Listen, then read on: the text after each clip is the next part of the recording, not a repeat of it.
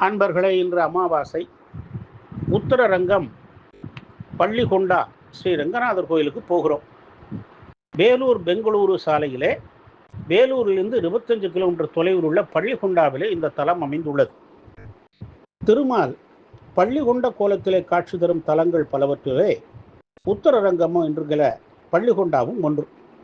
இந்த ஊர் முன்பு பள்ளிகொண்டான் என அழைக்கப்பெற்று தற்போது பள்ளிகொண்டா எனப்படுகிறது. அக்காலத்தில் திருவேதி மங்கலம் என்னும் இந்த பகுதியை அம்பராஜா என்பவர் ஆட்சி புரிந்தார். அவர் திருமாலை குறித்து தபம் செய்திட அவர் முன் திருமால் காட்சி தந்தார். அவரிடம் மன்னர் இந்த தலத்தில் தாங்கள் பள்ளிகொண்ட கோலத்திலே கோவில் கொண்டு பக்தர்களுக்கு தரிசனம் தர வேண்டும் என வேண்டினர். அதனை ஏற்று திருமால் ஸ்ரீ ரங்கநாதராக கோவில் கொண்டு அருளினர். ஒரு சமயம் சரஸ்வதி ஊடல் கொண்டு பிரம்மாவை விட்டு பிரிந்தார்.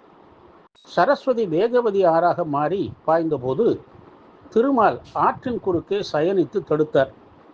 பூசலால் பிரிந்த பிரம்மாவையும் சரஸ்வதியும் திருமால் ஒன்று சேர்த்தமையினால் இந்த பெருமாளை தரிசித்தால் தம்பதியரிடையே உள்ள வேறுபாடுகள் நீங்கி ஒன்றுபட்டு வாழ்வார்கள். கிபி 848 மூன்றாம் நந்திவர்மன் 926 முதலாம் பராந்தகன், 985 முதலாம் ராஜராஜன், 1012 முதலாம் ராஜேந்திரன், 1306 இரண்டாம் ஜடாவர்ம பாண்டியன், 1307 குலசேகர சம்புவராயர் போன்றோர் இந்த கோவிலுக்கு செய்த திருப்பணிகள் பற்றிய கல்வெட்டுகள் கோவிலிலே உள்ளன. முதலாம் குலோத்துங்கன், சம்புவரையர்கள், விஜயநகர மன்னர்கள் போன்றோரும் இந்த கோவிலுக்கு பெரும் திருப்பணிகள் செய்துள்ளனர். இத்தலம் வேதரங்கம் என குறிப்பிடப்பட்டுள்ளது. திருவரங்கத்திற்கு வடக்கில் இருப்பதால் இது உத்தரரங்கம் எனப்படுகிறது. ஆலயத்தின் முன் மிக உயரமான 4 கல் தூண்களை கொண்ட ஊஞ்சல் மணிமண்டபம் உள்ளது. நுழைவு வாயிலிலே 7 கலசங்களுடன் கூடிய 5 நிலை ராஜகோபுரம் உள்ளது.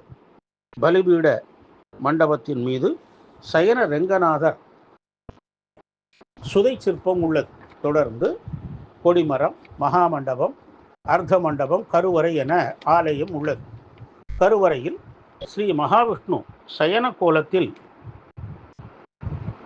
பூமி நீளா சமேதராக கிழக்கு நோக்கி அருள் பாலிக்கிறார். இங்குள்ள பெருமாளை ஆதிசேஷன் தனக்குள் அரவணைத்து கொண்டது போல இருப்பதனால் பாலசயனம் என்று இதனை அழைக்கிறார். 4 கலசங்களை கொண்ட கருவறை விமானம் கஜபிருஷ்ட அமைப்பிலே உள்ளது. தாயார் ஸ்ரீ ரங்கநாயகி தனி சன்னதியிலே சேவை சாதிக்கிறார். செண்பகவல்லி என்னும் பெண் அரங்கன் நினைவாக இருந்தாள். சம்பாதி முனிவர் கேட்டுக்கொண்டதற்கிணங்க பெருமாள் இந்த தலத்திலே அவளை மணந்தாள் என்பது தல வரலாறு. பெருமாள் பாதங்கள் தனி சன்னதியிலே உள்ளது.